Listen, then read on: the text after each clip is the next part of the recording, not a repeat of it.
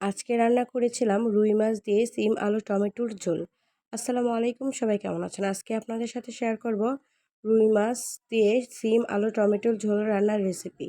তো সর্বপ্রথম আমি মাছগুলোকে ভেজে নিলাম। তো এখানে আমার মাছ ভাজা হয়ে গিয়েছে এবং তরকারি রান্না করার জন্য চুলাতে কড়াই বসিয়ে পরিমাণ মতো সয়াবিন তেল দিয়ে পেঁয়াজ কুচি দিয়ে ভালো করে নাড়াচাড়া দিয়ে ভেজে নেব যতক্ষণ না পেঁয়াজের রঙটা ব্রাউন কালার হচ্ছে।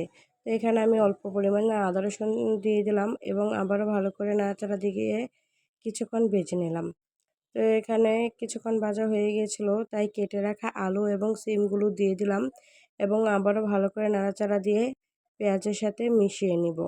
তো এখানে মেশানো হয়ে গিয়েছিল, তাই আমি এখানে 1 চা চামচ হলুদের গুঁড়ো, 1 চা চামচ মরিচের গুঁড়ো, স্বাদ মতো লবণ দিয়ে আবারও ভালো করে নাড়াচাড়া দিয়ে কিছুক্ষণ ভেজে নেব।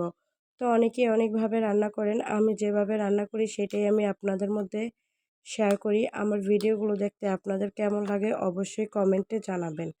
তো এখানে ভাজা হয়ে গেলে আমি অল্প পরিমাণে পানি দিয়ে মশলাটা এবং তরকারিগুলো কষিয়ে নিয়েছি এবং পরিমাণ মতো জল দিয়ে টমেটো এবং মাছ দিয়ে দিয়েছিলাম। তো ফাইনালি রান্না হয়ে গিয়েছে।